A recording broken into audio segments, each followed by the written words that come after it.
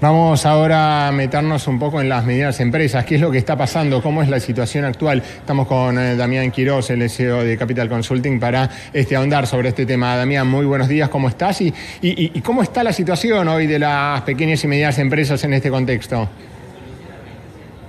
¿Qué tal, Mariano? ¿Cómo estás? Un gusto estar con vos.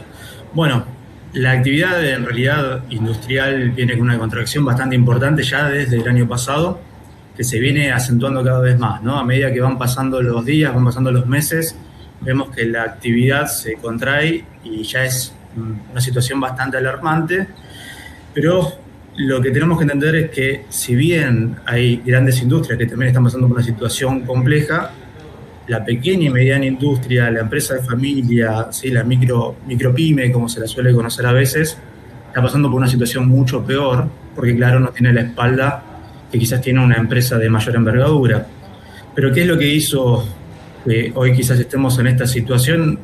Y esto no es algo que haya pasado de un día para otro, es algo que viene ya de mucho tiempo, que claro, tuvo sus efectos, va a seguir teniendo efectos, que para nuestro entender, con nuestros análisis y lo que vemos en el día a día con diferentes empresarios, de dueños de empresas pequeñas y medianas, la complejidad y la incertidumbre que se genera con todo el esquema político y económico de la Argentina.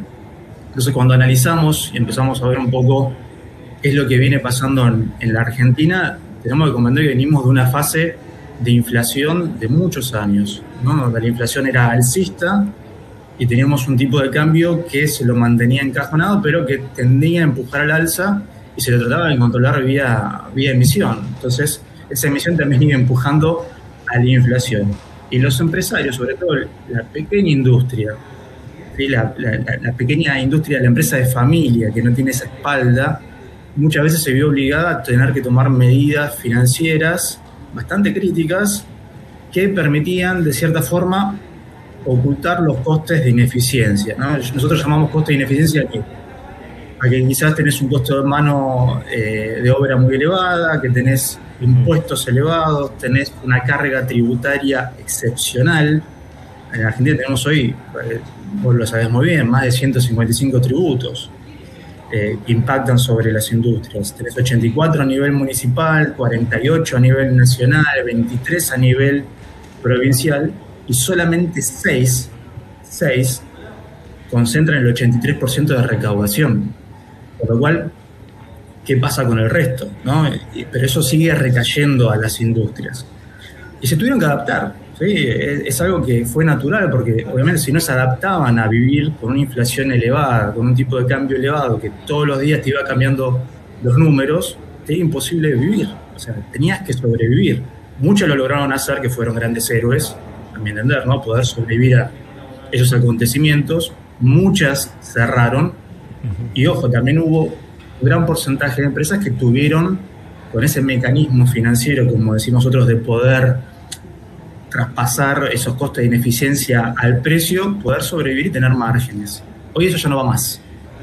Eso no va más. La realidad económica actual de la Argentina no te permite traspasar esos costos de ineficiencia, como mencionaba recién, al precio. No va más. Ese círculo vicioso que teníamos los argentinos del corto plazo ya es otro. Esa es la realidad. Obviamente eso impacta a la industria. Impacta muchísimo porque quizás esa incertidumbre que hoy nosotros estamos viendo en el día a día, los economistas quizás manejamos una información un poco más técnica, pero quienes están en su negocio, en la industria, no tiene quizás esa previsión tan largo plazo o mediano plazo de los cambios que estamos afrontando. Y te mantenés en esa duda de lo que pueda llegar a pasar, o vivimos pensando en el síndrome del pasado, ¿no? Esperando que pueda llegar a suceder determinada acción que ya vivimos y volver a repetir la historia para saber manejarnos en esa situación. Y hoy la realidad es otra, ¿sí? Tenemos una inflación que tiende a la baja en tendencia principal, si bien muchos me pueden decir para que enero tuvimos 2.9, al igual que febrero. Diciembre también fue un número elevado. Bueno, venimos con 9 meses quizás con una tendencia un poquito más creciente, pero si uno mira la economía y la tendencia del índice inflacionario a nivel anual o interanual, la tendencia es clara que tiende a tener una tendencia un poco más hacia la baja, ¿no? Y claro, ¿Qué pasó también? El tipo de cambio empezó a ser que móvil, ¿sí? Empezó a tener pulsos vitales. Y eso te compara en cómo estás vos también respecto al mundo. Es decir, que si vos estás caro, vas a importar más de lo que exportás. Y si tenés un tipo de cambio móvil, obviamente el tipo de cambio te vuelve a poner un poquito más competitivo. Sí. Bueno, Argentina eso en el pasado eso no lo tenía. Matamos la economía no una, sino la matamos 2 veces con ese tipo de situación. Por lo cual, hoy ese cambio de paradigma que vemos en la economía, muchas empresas no lo pudieron adoptar. Y ojo, no solo las pequeñas y medianas, que son las que más sufren ante esta situación, ¿no? Grandes empresas estamos viendo que no pudieron adaptarse en ese timing a estos cambios de la economía argentina. Y lo vemos en el sector automotriz, lo tomo como ejemplo porque quizás es el sector que repercute mucho hoy en día, porque tienen plantas hoy completamente paradas, están paralizadas su producción. Y la cadena de valor, ¿sí? Todos los proveedores, Tier 1, Tier 2, que son pymes, tienen un efecto mucho más duro en su economía y en sus finanzas. Entonces, hay que entender que acá quizás no es la culpa de un solo lado, no es la culpa podemos llegar a decir, del empresariado o de las empresas que obviamente manejarse con traslado mi costo, lo que a mí me aumentan, lo pongo en el precio y vos vas a tener un producto más caro, que eso no le sirve definitivamente a nadie, y que te cortás en poder competir al mundo, o sea, en un mundo globalizado que afuera, sino también en el sector público, que es claro que tiene que hacer una reducción inmediata de sacarle esa carga arancelaria que hoy tienen las empresas, empezar a bajar esos costos en esos tributos. Uno mira los tributos, como te decía, 155, sí, donde solo 6, el 83%. Y no está mal, o sea, que por ejemplo tengamos el IVA. No, el IVA es algo que pagamos, pero pagamos un 21%. ¿Y por qué pagamos el 21%? ¿Cuál es el motivo por el cual hoy tenemos que pagar el 21%? ¿Por qué no podemos, como Chile, Paraguay, Bolivia, que pagan el 10%? ¿Por qué Argentina paga el 21%? Bueno, eso obviamente genera que hay un excedente, que está manteniendo una economía que no está enfocada o no estuvo enfocada por décadas a mantener una visión largoplacista en cuanto a la competitividad de crear productos con innovación, con tecnología que no se invierte de los años 90 y que te dé una proyección a largo plazo. Y hoy esas consecuencias son las que vos estás pagando. Claro. Es algo que no sucede de un día para otro, es algo que se viene arrastrando y que las empresas vienen sufriendo y tratando de adaptarse lo mejor posible. Pero bueno, obviamente, ¿cómo hacen? ¿No? La gran pregunta es ¿cómo puede hacerlo en un contexto de caída de la actividad económica, de caída del consumo, de altas tasas de interés, de problemas de financiamiento que tienen muchas, ¿no? Porque tienen que pagar los sueldos hoy y cobran a 30, 60, 90 días. Y cuando además no saben cuánto más va a durar esto, ¿no? Digo, este modelo, ¿cuánto va a durar? ¿Va a ser reelecto Milei o no? ¿O después va a venir otro gobierno que te cambie otra vez las reglas de juego, ¿no? Exacto, como bien vos decís, eso es una nube de incertidumbre que está instalada. Me pasa cuando lo hablo con mis clientes, ¿no? Que en su gran mayoría son pymes, y tienen esa incertidumbre. Nosotros siempre estamos tratando de llevar esa visión más mediano, largo plazo de por qué son los cambios. Y obviamente cuesta porque, como decimos, Argentina vive con un síndrome del pasado. Es normal que tengamos eso porque sufrimos demasiado. Pero, ¿qué es lo que se hace o qué es lo que no? O sea, lo que está a la mano de cada uno es tomar medida inmediata, tomar acción, no quedarse esperando a que, bueno, me van a bajar los tributos y espero a que lo bajen y ahí yo puedo recién acomodarme y acomodar mis precios. No. Obviamente hay que tomar medidas en inmediato, hay que saber optimizar los recursos, hay que verificar esos costos fijos, esos costos variables a la máxima expresión, hay que innovar, hay que también estructurarse, hay muchas empresas que necesitan hoy una estructura, y no va a ser sencillo porque obviamente eso también tiene un costo asociado y te va a poner en una situación cada vez más tensa y va a ser muy difícil. Nosotros lo que vemos es una meseta, ¿sí? Que va a estar durante todo el S1 de este año, gran parte del S2, y recién unos signos un poquito más de reactivación a final de este año, ¿sí? Pero muy leve. Por lo cual va a haber un esquema muy duro a nivel industrial, sobre todo las pymes, como te decía, que son las que más lo van a sentir, donde muchas van a tener un camino podríamos llegar a decir, de sobrevivencia, Muchas van a quedar en el camino, lamentablemente, porque ya están tarde en adaptarse en esos cambios.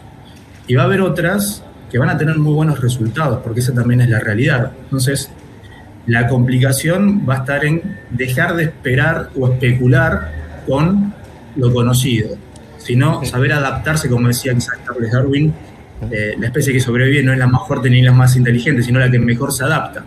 Bueno, tratar de adaptarse a esos cambios ahora para que después no sea más tarde y eso te impacte negativamente en tu negocio y te veas obligado a tener que cerrar las cortinas, ¿no? ¿Y a quién le vendés, digo, con esta caída de poder adquisitivo, ¿no? El que tiene un comercio? ¿A quién le vende hoy, ¿no? ¿Cómo hace para poder actualizar los precios con los costos que se le van mucho más para arriba, mercadería que si no se le vence, ¿no? Se le pudre, o si no, tiene un stock que lo tiene que sacar rápido porque no tiene plata para pagar los sueldos, si no, el banco ya no le da línea y si le da línea es carísima. Tal cual, como bien vos decís, sí. Realmente hoy el nivel de venta, lo vemos también en el indicador de venta mayorista y minorista, viene también de una tendencia muy similar a lo que es la actividad. Viene cayendo, como el crédito que mencionabas hace un rato vos. Tercer trimestre de 2025 se tuvo una contracción más del 30%, más de un 15% en el cuarto trimestre del 2025. Obviamente sigue con una tendencia de contracción elevada y si una empresa no tiene crédito, no se puede financiar, es muy difícil que se pueda expandir y obviamente al no tener ventas, eso tensa más la situación y por eso te decía que en el mediano plazo, ¿sí?